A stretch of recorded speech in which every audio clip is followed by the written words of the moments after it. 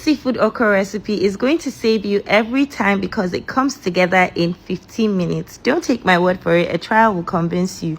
Now, in a heated pot, you're going to add in your palm oil and then your roughly blended yellow pepper, red pepper, and onions. You're going to season this with your Gino pepper chicken, and then you're going to go in with your fish. Personally, I prefer to use fresh coca fish because it elevates the taste of this and it also cooks really quickly.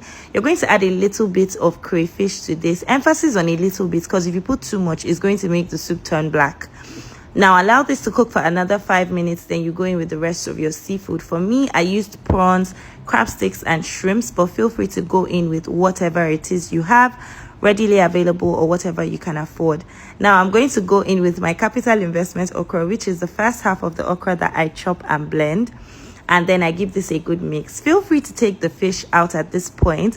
Personally, I like to see little chunks of fish in my seafood okra, which is why I leave the fish in and I just carefully mix it. Please, carefully mix it. Don't mix it like a thief, okay? With precision. Then I'm going to add in my safety net okra, which is the other half of the okra that I just cut.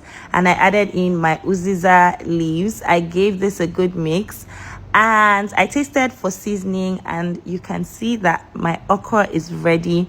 This soup came together in 15 minutes and I paired it with pounded yam, and I promise you it was super delicious. Somebody's son that said he did not really want to eat like that actually enjoyed himself with this. So this is a foolproof recipe. You should try it.